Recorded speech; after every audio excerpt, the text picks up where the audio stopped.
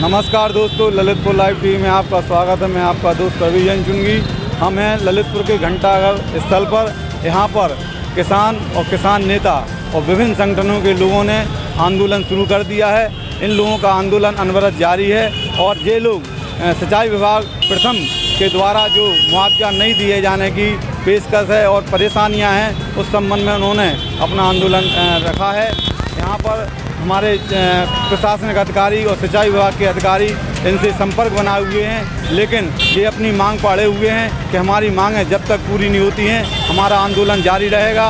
और इन नेताओं ने कहा है कि हम अपने आंदोलन को झांसी और लखनऊ तक ले जाएंगे। इसी आंदोलन में भारतीय जनता पार्टी किसान मोर्चा के महामंत्री भी यहाँ पर हैं, उनका भी आंदोलन इसके साथ चल रहा है। और इस आंदोलन में क्या रूपरेखा बनती है, क्या रणनीति बनती है, ये आने वाला समय बताएगा। लेकिन सभी मुआवजे के लिए आक्रोशित हैं, आंदोलित हैं। बने रहिए ललितपुर लाइव टीवी के साथ। मैं आपको बात करा रहा हूँ भारतीय जनता किसान मोर्चा के पदाधिकारी और अन्य किसान नेताओं से। जैसा कि जनपद में एक बहु दिनों से चर्चा का विषय बना हुआ है, किसान और किसान नेता दोनों इसका विरोध कर रहे हैं, आंदोलन कर रहे हैं। उसी क्रम में घंटाघर पर विभिन्न संगठनों के लोग किसानों के हित में लड़ाई लड़ रहे हैं, मुआवजे के लिए लड़ाई लड़ रहे हैं। ऐसे में भारतीय जनता पार्टी के हमारे पदाधिकारी हैं जो इस मोर्चे को अपना योगदान दे रहे हैं। हम उनसे बात करते हैं। आपका नाम क्या है? मेरा नाम रविंद्र सिंह परमार है। मैं किसान भारतीय जनता पार्टी किसान मोर्चा का जिला मंत्री हूँ। तो आपने क्या मांग रखी वो लोगों के साथ? क्योंकि हम जिस गांव के निवासी हैं वो हमारा भी गांव है, ग्राम जरावली। और हमारी मांग ये है कि इन्होंने क्या है, बिना सूचना दिए सिंचाई विभाग ने बहावनी बांध के गेट लगा दिए, जिसके कारण हमारे गांव के चारों तरफ पानी भर गया। अब इनसे कहा कि हमें घरों का मुआवजा दो, तो इनका ये कहना है कि जब भरेगा अगली साल 2 साल बाद जब पानी घर में आएगा तब मुआवजा देंगे। अब आप ये बताइए, दीवारों से पानी लग गया है कई लोगों का, उनका कहना है रहो, इसमें क्या दिक्कत है। हमारा आपसे प्रश्न ये है कि आप भारतीय जनता पार्टी किसान मोर्चा के पदाधिकारी हैं जी। आपने अपने प्रदेश अध्यक्ष से इस संबंध में वार्ता की? हमारी प्रदेश अध्यक्ष जी से इस बारे में बात हुई है। उन्होंने कहा कि आप माननीय जिलाधिकारी महोदय को अपना ज्ञापन दीजिए और वो एक कॉपी हमें भी भेजिए। और हमारी जो प्रतिनिधि मंडल टीम है, अगर ये कुछ नहीं करते हैं तो हमें अगले महीने माननीय मुख्यमंत्री जी से मिलने का उन्होंने समय मांगा है। और यहाँ अगर ये नहीं निपटाते हैं तो हम सीधे लखनऊ के लिए। प्रदेश अध्यक्ष ने डीएम से मिलने को बोला था, आप मिले? हम लोग 3 बार इनको ज्ञापन दे चुके हैं। जिला प्रशासन का कोई सहयोग नहीं? जिला प्रशासन और सिंचाई विभाग किसी भी प्रकार के सहयोग नहीं कर रहे हैं। और यही कारण है कि ये लोग जो यहाँ बैठे हैं ये सरकार को बदनाम करने का काम कर रहे हैं। सरकार को भी इस ओर ध्यान देना चाहिए। सरकार की छवि खराब करने का काम जिले में बैठे जो प्रशासनिक अधिकारी हैं ये कर रहे हैं। काम अनेक योजनाएं चल रही हैं जी। इस तरह का प्रदर्शन आप पार्टी के पदाधिकारी होकर कर रहे हैं, आपको क्या लग रहा है? देखिए, मैं पार्टी का पदाधिकारी बाद में हूँ, पहले मैं एक किसान का बेटा हूँ और गाँव का किसान हूँ। जब हम अपने गांव के लोगों की समस्या का समाधान नहीं कर पाएंगे तो हम जिले की समस्याओं का क्या समाधान करेंगे? आपकी मांग क्या है? हमारी मांग ये है कि जो हमारा गांव डूब क्षेत्र में आ रहा है, सारे लोगों को वहां मकानों का मुआवजा दिया जाए। जिस जमीन तक पहुंचने का रास्ता नहीं है वो विभाग के द्वारा खरीदी जाए और जितने लोगों का नुकसान हुआ है उसकी भरपाई की जाए। यही मांग है हमारी। आपका इस तरह से मांग नहीं पूरी होने पर तो आपका आंदोलन अनवरत जारी रहेगा? बिल्कुल जारी रहेगा। और यहाँ नहीं, हम अगले बार झांसी के लिए जाएंगे और वहाँ से जैसा हमने आपको बताया माननीय प्रदेश अध्यक्ष जी से बात हुई है और वो हमें अगले महीने मुख्यमंत्री जी से मिलने का समय दे रहे हैं। और मुझे पूरा भरोसा है माननीय योगी आदित्यनाथ जी पर कि यहाँ अगर ये लोग नहीं करते हैं तो वहाँ से समाधान मुझे ज़रूर मिलेगा। दूसरी ओर प्रदेश सरकार जो किसानों के लिए में अनेक योजनाएं चला रही है, ऐसे में योजनाओं का क्रियान्वयन सड़कों पर नहीं हो रहा है, धरातल पर नहीं हो रहा है। तो भारतीय जनता पार्टी किसान मोर्चा के जिले के पदाधिकारी को अनेक लोगों के साथ धरना प्रदर्शन करने पर मजबूर होना पड़ा है। इससे भाजपा की सरकार जो प्रदेश में है उसकी कार्य योजना और इसकी योजना को पोल खुलने में कहीं देर नहीं लग रही है। बने रहिए ललितपुर लाइव टीवी के साथ इस घटनाक्रम से जुड़े रहने के लिए। हमारी मांगे हैं 6-7 मांगे हैं और हमारे जैसे भवानी बांध में गेट लगा दिया गया, ये सजीवर है शासन प्रशासन की गुंडागर्दी है।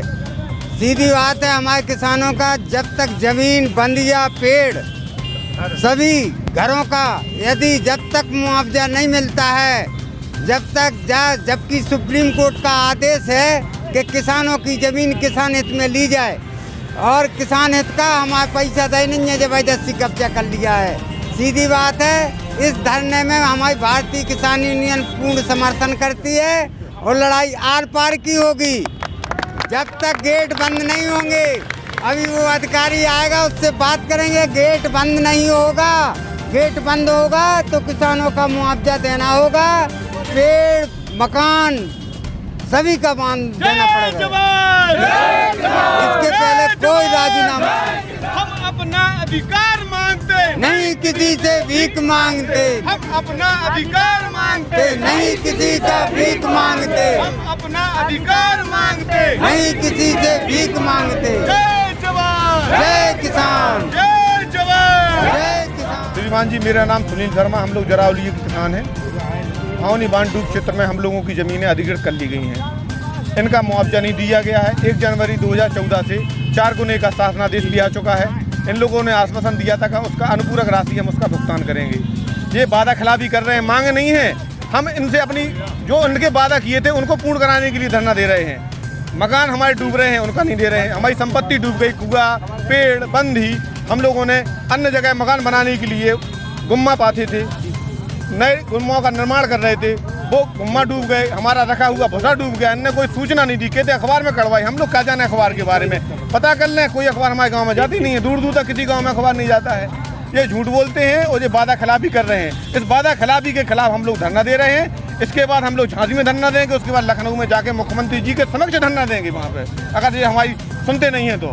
बहुत कई बार हमने इनको प्रार्थना पत्र दे दिए, झूठे आश्वासन देते हैं, निराकरण कुछ करते नहीं। अभी 4 बार हो गए, 4 बार में लिख के नहीं लाए। हमने कहा ऑर्डर करके लाइए, कह रहे थे एक्सीएम साहब कि मैं अभी लिख के ला रहा हूँ, वो अभी तक नहीं लाए। हम लोग सुबह 9 बजे से बैठे हुए धरने पे, वो अनवरत रहेंगे जब तक निराकरण नहीं होता है। आज जो आंदोलन अनशन किसानों के द्वारा और समस्याग्रस्त कृषक के द्वारा हुआ था, उसमें हमारे सिंचाई विभाग के प्रथम के अस्थायी अभियंता माननीय भागीरथ मौके पर आए और उन्होंने शासनादेश और जो भी उनके उद्देश्य थे किसानों के हित में, उन्होंने आंदोलनकारियों को लिपिबद्ध सौंपा और उन्होंने आश्वासन दिया। क्या आश्वासन दिया, मैं उनसे ही बात करता हूँ। आज मैंने सभी मांगों को विधिवत पढ़ा, क्योंकि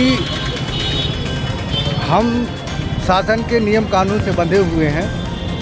मुआवजा की धनराशि का निर्धारण जिले के जिलाधिकारी महोदय को सर्कल रेट तय करने का अधिकार दिया है और हम उसी अधिकार के अंतर्गत जो है मुआवजा का वितरण करते हैं और उनकी भूमि के बैनामे कराते हैं। इसके अतिरिक्त यदि कोई मांग है तो सिर्फ हम किसानों के हितों को दृष्टिगत रखते हुए उनकी मांग को शासन को उचित माध्यम से पहुंचाने तक ही सीमित है। और जो मैंने इनको आश्वासन दिया है कि मैं आपकी जो मांग है मैं शासन को प्रेषित कर दूंगा और इस पर निर्णय लेना शासन का अधिकार है।